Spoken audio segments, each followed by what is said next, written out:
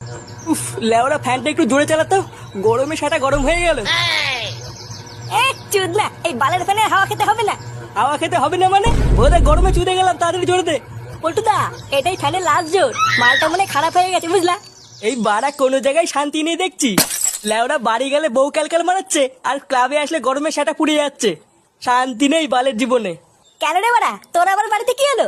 ও লেওরা তুই বুঝবি না, আমাদের পার্সোনাল ব্যাপার। চুদনা, পার্সোনাল মারাচ্ছে। ও পল্টুদা, বৌদি বাড়িতে আছো নাকি?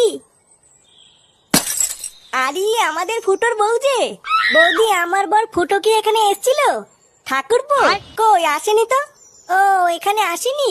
আসলে ও সকাল থেকে বাড়ি যায়নি তো, তাই। তুমি কোনো চিন্তা করো না, দেখবে ঠাকুরপো ঠিক বাড়ি চলে যাবে।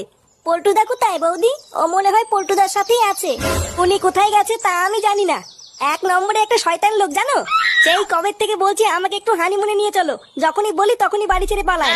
তোমার কত সুন্দর একটা ছেলে হয়ে তার অন্নপ্রাশন হয়ে গেল, আর আমার বিয়ের 1 বছর হয়ে গেল, এখনো পর্যন্ত একটু হানিমুনেও যেতে পারলাম না। ও তুমি চিন্তা করো না বৌদি, পল্টুদাকে বোঝাও, দেখবে সব ঠিক হয়ে যাবে। না, অনেক বুঝিয়েছি এতদিন, আর বুঝিয়ে হবে না।